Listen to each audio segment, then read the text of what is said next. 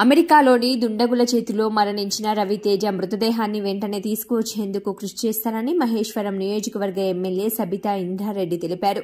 సోమవారం మహేశ్వరం నియోజకవర్గంలోని RK Puram green hills కాలనీలోని రవితేజ తల్లిదండ్రులను సబితా ఇంద్రారెడ్డి పరామర్శించారు. ఈ సందర్భంగా వారు మాట్లాడుతూ మృతదేహాన్ని తీసుకువచ్చేందుకు ప్రభుత్వం వెంటనే చర్యలు తీసుకోవాలని అన్నారు.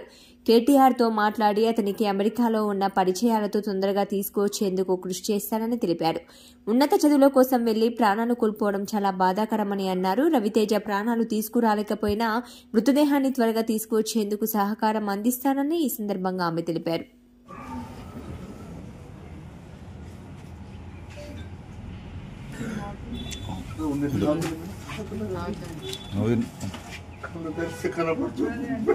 కళ్ళు తెరిస్తే కనబడుతుంది.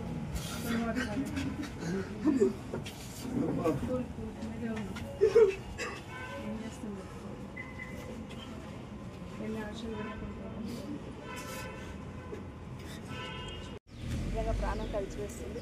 ప్రభుత్వం తొందరగా చొరవ తీసుకొని డెడ్ బాడీ తొందరగా వచ్చినట్టు చేయాలని కోరుతా ఉన్నాను. నిజంగా ఎన్నో ఆశలతో, కోటి ఆశలతో పిల్లల్ని విదేశాలకు పంపించి వాళ్ళు సెటిల్ అయిపోతారు. ఎన్ని కష్టాలు పడ్డా పర్వాలేదు, వాళ్ళకు మా కష్టాలు ఉండొద్దని ఒకే ఒక ఆలోచనతో కష్టపడి విదేశాలకు పంపించి ఆ తండ్రి ఏడుస్తూ ఉంటే, ఇద్దరు నా కొడుకు కూతురు 2 కళ్ళు అనుకున్నాను, నాకు ఒక కన్ను పోయింది మేడం అని ఏడుస్తుంది. నిజంగా బాధ అనిపిస్తుంది. భగవంతుడు నిజంగా వాళ్ళకి శక్తిని ఇవ్వాలని, బాడీ మాత్రం తొందరగా వచ్చేటట్టు కేంద్ర రాష్ట్ర ప్రభుత్వాలు తొందరగా కోఆర్డినేట్ చేసుకొని బాడీ తీసుకొచ్చి వాళ్ళకి కనీసం ఊరట కల్పించే శక్తిని ఇవ్వాలని ఆ ప్రయత్నం చేయమని కేంద్ర రాష్ట్ర ప్రభుత్వాలు విజ్ఞప్తి చేస్తాను.